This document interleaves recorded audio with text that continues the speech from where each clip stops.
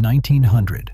That is the year the state of Florida opened a reform school on 1,400 acres in the panhandle town of Marianna and told the public it was there to help troubled boys.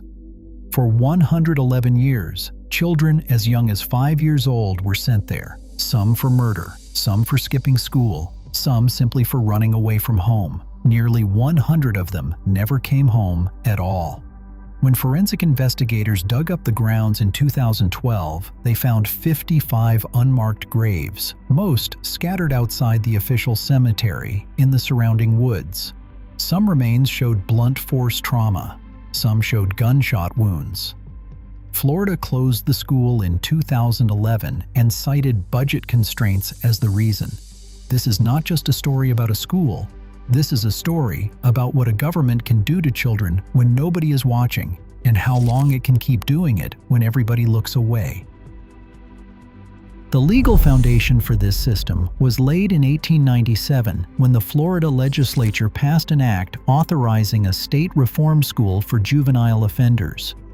When the gates officially opened on New Year's Day, the state promised a progressive sanctuary of moral instruction and agricultural education. But that humanitarian mission quickly mutated. Through successive statutory changes, the state broadened the intake pool. It was no longer reserved for children convicted of felonies.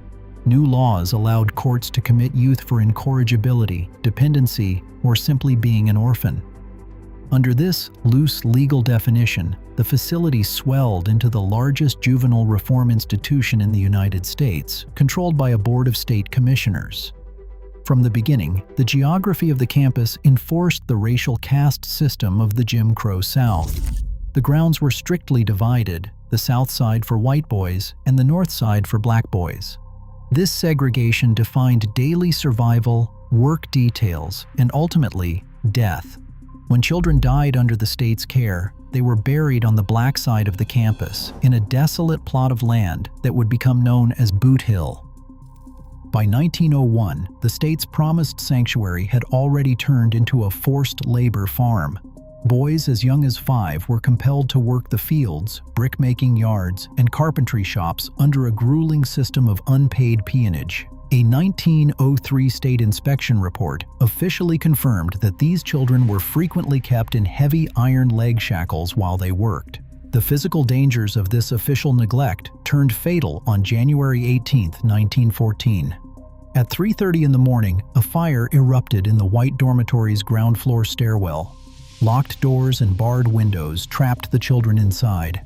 The final death toll remained highly disputed, with contemporary newspaper accounts listing between 6 and 10 victims. The school buried the bodies on the grounds and faced 3 separate, contradictory investigations from the state fire marshal, a legislative committee, and a local grand jury. In January 1915, a Jackson County grand jury issued a harsh public indictment of the facility, criticizing the school's staff as men who had no experience raising boys. It was the first major official warning that the state's reform school was dangerous and abusive. Yet, Florida officials tolerated the findings, ignored the grand jury's language, and allowed the school to keep running. Standing on the eastern edge of the campus was a small, plain building made of white concrete blocks. Officially, it had no name.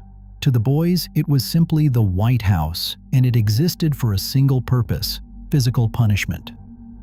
Inside, the layout was stripped of humanity. It contained a metal bed frame with a thin, stained mattress and an electric fan. Staff kept the fan running constantly during discipline sessions, using its hum to drown out the screams of children. The primary tool of correction was a custom-made weapon, a 20-inch wooden mallet with a thick leather strap riveted to the end. Guards dragged boys to the building in the middle of the night, rarely offering an explanation. The children were forced face down on the bed and whipped from the small of their backs to the back of their knees. In 1960, 10-year-old Charles Fudge was sent to the White House for smoking and skipping school. He received 31 lashes with the leather strap. Cecil Gardner experienced the same white concrete room where he was brutally beaten, sexually assaulted, and threatened with death if he ever spoke of it. Decades passed before Gardner finally detailed the abuse in testimony before the United States Senate. For those who survived, the psychological isolation was as absolute as the physical pain. Jean Luker, who entered the school in the late 1950s, remembered the heavy blows of the strap and the crushing realization that there was no one in authority to tell and nowhere to run. Penn Avenue split the campus, isolating the north side where decaying black boys were confined to decaying facilities with vastly fewer resources.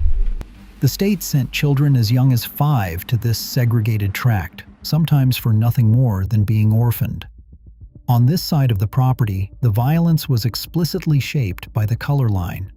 For discipline, guards locked black boys inside metal sweatboxes left to bake in the relentless Florida sun, or dragged them into a basement space that survivors later described as a rape room.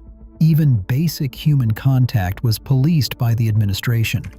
Cecil Gardner was dragged to the White House and brutally beaten because he spoke to a white boy, a violation of the campus's racial boundaries. Under this regime, the boys were victims who were also forced to maintain the system's most horrifying operations. Guards forced black children to dig the graves and bury their own bunkmates in the pine woods, under the constant threat of further violence. This systemic disregard followed them to the cemetery. When forensic anthropologists excavated the campus decades later, the skeletal remains confirmed the ultimate outcome of this racial hierarchy. Black students died and were buried at 3 times the rate of white students, leaving a legacy of unnamed graves in the Florida scrub.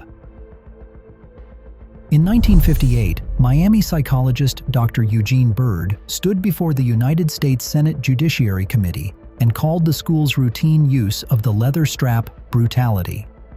10 years later, Florida Governor Claude Kirk visited the facility, declaring that somebody should have blown the whistle a long time ago. The state responded with a 1968 ban on corporal punishment, but the official policy did nothing to end the violence. Staff simply adapted, hiding their methods of physical control. In 1982, an inspection by the American Civil Liberties Union revealed that guards were still hog-tying children, subjecting them to weeks of isolation and denying them basic medical care, prompting the ACLU to sue. This culture of abuse was not confined to the school campus. In 1985, former Dozier students held in the neighboring Jackson County Jail were found hung from cell bars by handcuffs, triggering federal civil rights lawsuits against local authorities. Every generation of Florida leadership produced a damning report, documented the horrors, and filed the records away. For 111 years, the state of Florida wrote down the warnings, and for 111 years, the school remained open. For decades, the boys who survived the White House kept their trauma locked away. By the early 2000s, those survivors were grandfathers in their 60s, 70s, and 80s. They found each other online, forming the White House Boys Survivors Organization, a collective determined to break a century of silence. Their private memories became a public reckoning through the work of journalists Ben Montgomery and Waveney Ann Moore. In 2009, the Tampa Bay Times published For Their Own Good, an investigative series built on more than 100 hours of interviews and 8,000 pages of unsealed state records. The reporting earned recognition as a 2010 Pulitzer Prize finalist, forcing the state to confront its own archives. In December 2008, Governor Charlie Crist ordered the Florida Department of Law Enforcement to conduct an inquiry. Investigators interviewed more than 100 former students and employees, documenting a consistent history of brutal corporal punishment. Yet, this state-level inquiry had clear limits. Investigators did not open graves, search for physical evidence of specific killings, or excavate the grounds. They closed their files without filing criminal charges. The federal government stepped in next. In 2011, the United States Department of Justice Civil Rights Division launched an investigation into the still operating facility. Their report concluded that the school subjected children to systemic, egregious, and dangerous practices, including unconstitutional physical restraints, excessive force, and a total failure to provide mental health services. Facing federal intervention and mounting public outrage, the state of Florida officially closed the school on June 30, 2011, citing budgetary constraints. The closure brought an end to over a century of state-sanctioned violence, stripping the town of Marianna of 200 jobs and leaving behind a silent, locked campus. In 2012, forensic anthropologist Dr. Aaron Kimmerle obtained permission to survey Boot Hill, the school's overgrown cemetery. Historically, the state of Florida maintained that the plot held 31 graves, symbolized by 31 pipe crosses. But those crosses did not map to specific graves. They were merely markers placed decades later for appearance, arranged in neat, arbitrary rows. Kimmerle's team scanned the soil using ground-penetrating radar, a technology that sends electromagnetic pulses into the earth to map hidden disturbances in the soil. The radar did not find 31 graves. It detected 55 burials. The physical layout of these graves revealed an even more damning reality.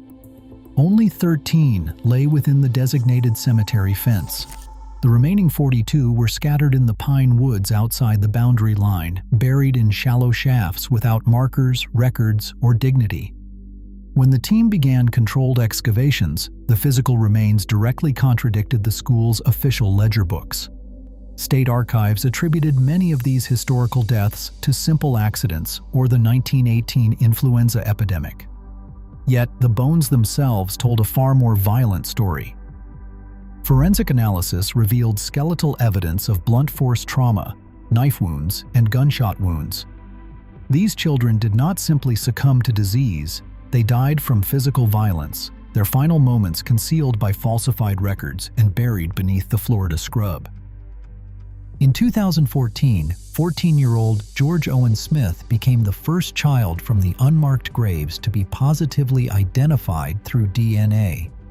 Committed to the school in 1940, George disappeared. When his family came looking for him, administrators pointed to a patch of freshly covered dirt and said he died after running away.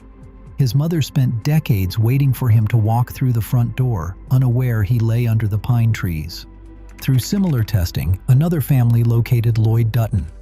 Committed in 1918 at age 14, Lloyd died just 10 months later during a Spanish flu outbreak, his name erased until his descendants provided a matching genetic sample. The 2016 final forensic report from the University of South Florida documented 51 individual sets of remains. Scientists secured 7 positive DNA matches and 14 presumptive identifications, allowing 21 sets of remains to be returned to families for proper burial. But the physical record of death continues to expand. In 2019, during routine pollution cleanup work on the western side of the campus, workers identified 27 additional suspected graves. The discovery confirmed that the true boundary of the cemetery remains a shifting line in the sand, leaving families to wonder how many names are still lost in the woods. In April 2017, the Florida legislature passed formal resolutions offering an official apology. 24 aging survivors sat in the state capitol, receiving direct, personal apologies from state leaders for a century of state-sanctioned neglect. National awareness spiked in 2019 when Colson Whitehead published The Nickel Boys. Named one of the best books of the decade by Time, the novel won the 2020 Pulitzer Prize for Fiction. By December 2024, an Amazon MGM film adaptation carried the school's grim history onto the global screen. That same year, Florida lawmakers unanimously passed Senate Bill 24, establishing a $20 million compensation fund. But the state's legal remedy quickly fell short of the actual need. While officials anticipated 500 applicants, more than 1,000 survivors and heirs filed claims. For these men, now in their 70s and 80s, bureaucratic delays mean many will die before ever receiving a single cent of restitution. Today, the 1,400-acre Marianna campus lies largely empty, overgrown with weeds, and cleared for partial demolition. Yet the state selectively preserved the White House, locking the concrete structure behind a wrought iron fence alongside statues of a metal bed, a paddle, and a fan. Nearby, Boot Hill stands as the most forensically documented children's burial ground in Florida. Here, a memorial dedicated on January 13, 2023, joins a second monument in Tallahassee to honor the victims. Among them is Thomas Varnado, who died on October 26, 1934, after just 34 days of confinement. His identified bones now lend his name to a state forensics training center. Still, the silence remains incomplete. 183 boys who entered Dozier were never found, their fates swallowed by the Florida scrub. When the state closed the facility, officials cited budget constraints, a quiet financial cover for 111 years of institutional violence. The scars of Dozier are not relics of the past, they are active warnings. This remains the ultimate proof of what a government can do to children when nobody is watching, and how long it will keep doing it when everyone looks away. Until we confront the abuses still hiding in modern state systems, the reckoning is far from over. Subscribe to help us keep uncovering these stories.